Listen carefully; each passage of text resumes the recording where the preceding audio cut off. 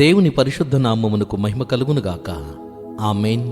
ఈ ఉదయకాల శుభములు మీకు తెలియజేయుచున్నది రెవరెండ్ కె శ్యాంబాబు.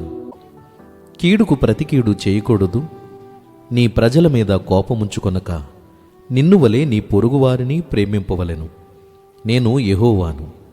లేవియా కాండము 19వ అధ్యాయము 18వ వచనము. మనుషులందరూ స్వాభావికముగా దుష్టత్వము గలవారే. అనేక పరిస్థితులను బట్టి కూడా వారిలో దుష్టత్వపు ఛాయలు అధికమొకటి చేత కొన్ని సందర్భాలలో మనము మనుషులమనే సంగతిని, ఇంగితాన్ని కూడా మరిచిపోతుంటారు.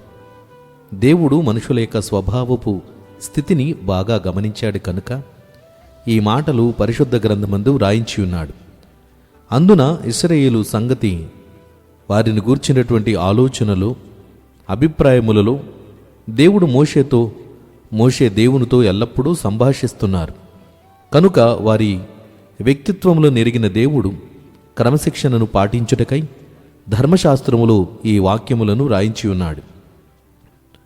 మనుషులు వ్యాజ్యములాడి ఒకరితో ఒకరు వివాదములు ఆడుకుని గాయపరుచుకుని హాని కలుగ చేసుకుంటారేమోనని దేవుడు హెచ్చరికతో కూడిన ఈ వాక్యమును ధర్మశాస్త్రములో నియమముగా వారికి వ్రాయించి ఉంచాడు.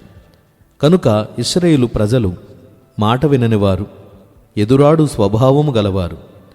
వీరి వైఖరిని గమనించినటువంటి దేవుడు వారు ప్రేమ కలిగి ఉండాలని, ఈ విషయములో నేను వారికి హెచ్చరిక చేయుచున్నాను అని దేవుడు మోషే ద్వారా తెలియపరిచిన మాట ఇది.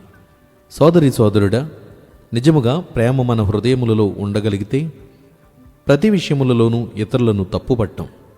ప్రేమించగలిగినప్పుడు మనలో ఉన్నటువంటి మంచితనమును ఎదుటివారిలో ప్రేమించేటటువంటి అభిప్రాయాన్ని కలగజేస్తున్నది.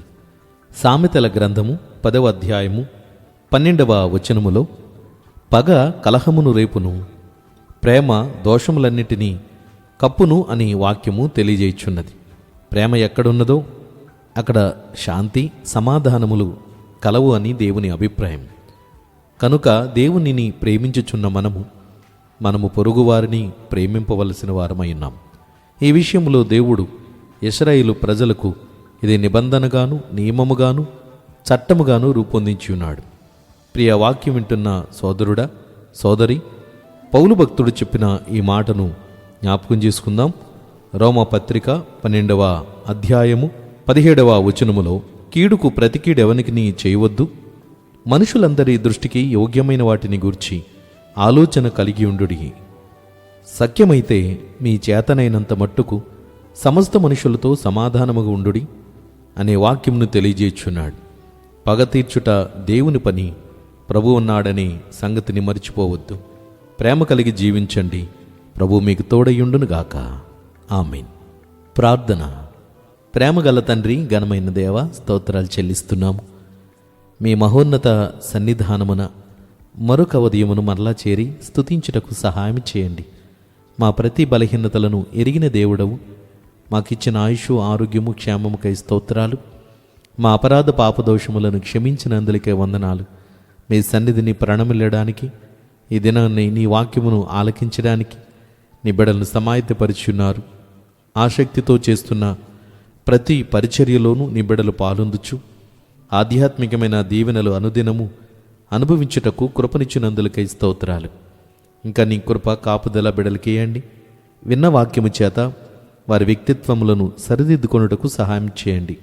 ప్రభువా, మనుషులలో ఉండే స్వాభావికమైన దుర్లక్షణాల నుంచి సన్మార్గమునందు నడిపించబడాలని నీవు సిద్ధపరిచిన వాక్యములు నేటి సమాజానికి ఎంతో ఉపయుక్తముగా ఉన్నవి ప్రభువా. వీటిని ఆలకించి ఆ ప్రకారంగా నడుచుటకు సహాయం చేయండి. ప్రేమించే మనసునియండి, క్షమించే హృదయమును దయచేయండి. ఒకరికొరకు ఒకరు సహకరించేలాగన, సహాయపడేలాగన చేయండి.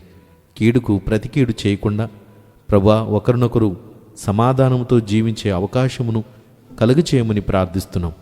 ఈ దినాన్ని ఎవరైతే అలాంటి విభేదాలతో, పగ ప్రతీకారాలతో ఉన్నారో వారిని మార్చండి ప్రభువా. ప్రేమించే మంచి వ్యక్తిత్వమును కలుగచేయండి ప్రభువా. ప్రేమతో అనేకులను సంపాదించుకుని మంచి వ్యక్తిత్వములను అలవాటు చేయమని ప్రార్థిస్తున్నాం. దిక్కులేని వారిని, దీనులను, దరిద్రులను అమాయకులను, బలహీనులను, ఆపదలో ఉన్న బిడ్డలందరినీ ఆదుకొనండి తండ్రి. ఆర్థికపరమైన బలహీనులైన వారిని ప్రభువా వారిని ఆదుకొనమని వేడుకుంటున్నాం. సమస్తమును నీ చేతులకు అప్పగిస్తున్నాం. నేటి కార్యక్రమాలలో నీ బిడ్డలకు నీ కృపాక్షేమమును కలుగచేయండి.